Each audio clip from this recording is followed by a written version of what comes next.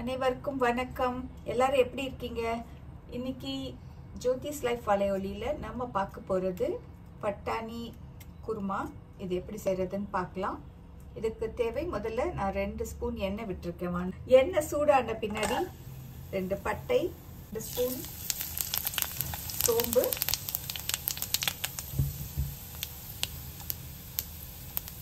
இதில் 6 பூண்டு, ஒரு பெரிய இஞ்சி துண்டு எடுத்து நல்லா அரைச்சி வச்சுருக்கேன்.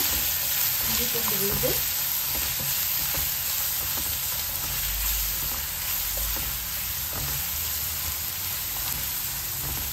கொஞ்சம் அந்த பச்சை வாசனை போனதுக்கப்புறம் நம்ம வெங்காயம் பேஸ்ட் சேர்க்குறேன்.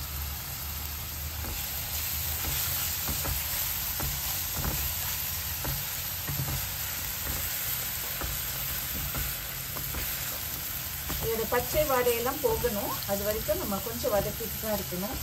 அடுத்தது ஒரு பெரிய தக்காளி அரைச்சி வச்சுருக்கேன், அதை சேர்க்குறேன்.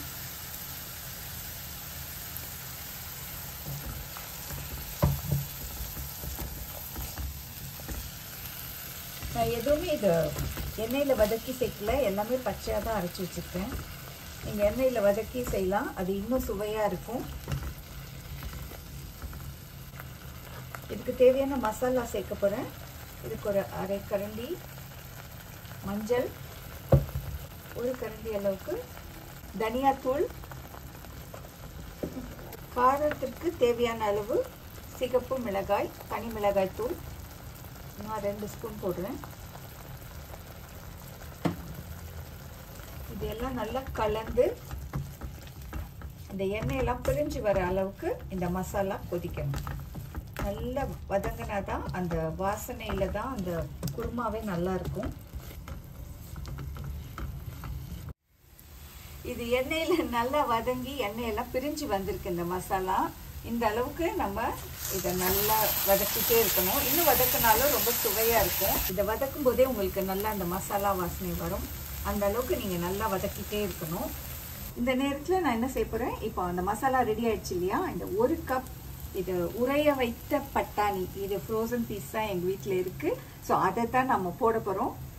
இதை போட்டு எப்படி செய்கிறதுன்னு பார்க்கலாம்.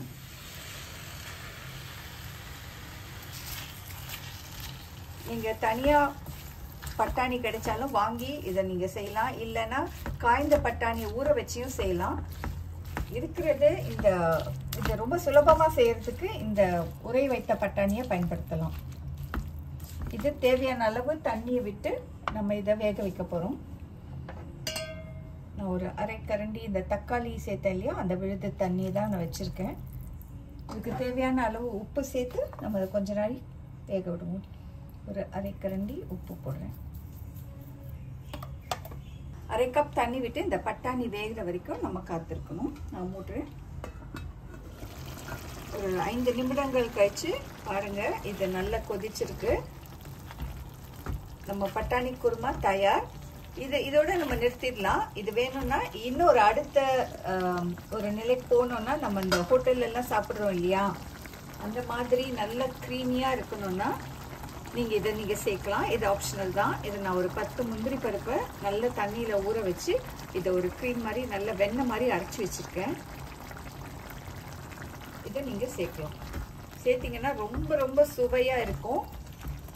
இது தேவையில்லை, பட் வேணும்னா நீங்க சேர்க்கலாம்.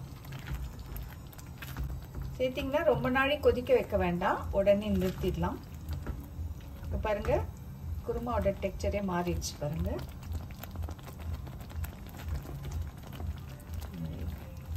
இதோட நீங்க செஞ்சு சாப்பிட்டு பாருங்க, ரொம்ப சுவையா இருக்கும். நம்மளுடைய அந்த வலையொலியில, ஜோதிஸ் வலையொலியில நிறைய பேர் இணைஞ்சிருக்கீங்க. எனக்கு ரொம்ப மகிழ்ச்சியா இருக்கு. உங்களுக்கு ஏதாவது சமையல் பத்தி தெரியணும்னா உங்க கருத்துக்களையும் பதிவு செய்யுங்க. என்ன சமையல் தேவைப்படும் உங்களுக்கு ஏதாவது தெரியணும்னா அதையும் நீங்க பதிவிடுங்க. நான் ரொம்ப மகிழ்ச்சியா இருப்பேன் செய்யறதுக்கு. நன்றி. இந்த காணொலியை பார்த்ததுக்கு வணக்கம்.